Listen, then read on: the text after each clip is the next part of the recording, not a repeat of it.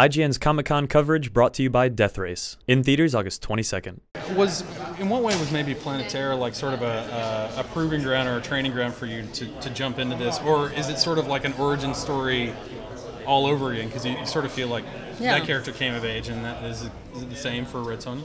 Thank you for your smart question. I think it is kind of the same and kind of different. Maybe that's not the smartest answer, but I think essentially it's somebody that, in creating Cherry and Planeterra for me, who goes from being, the underdog, the world steps on her, to saving the world.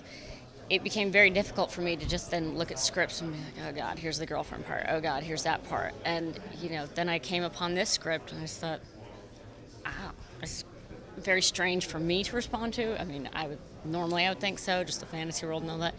Then I came home and I said, have you ever heard of Red Sonja? I kind of think this is kick-ass. And he totally known about it since he was 12 years old, loved the Conan things, and Yeah, I was a big Conan fan, and I knew that when I read the script, I could see why she responded to it. And it's not quite like Planeterra, where she doesn't really turn into Machine Gun Girl till the last 2 minutes.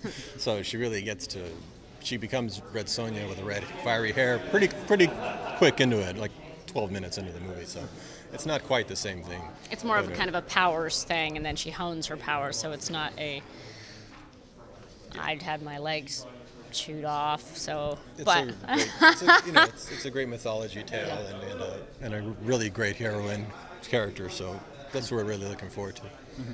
Presumably, it requires a certain kind of fearlessness jumping into this. I mean, you read the script, and logistically, you have a lot of different stuff to do. But like, how difficult, was it once you sort of acknowledged that not only are you going to have all these sort of physical demands, but of course the sort of emotional ones, and not to mention that you're that you're very much carrying this movie.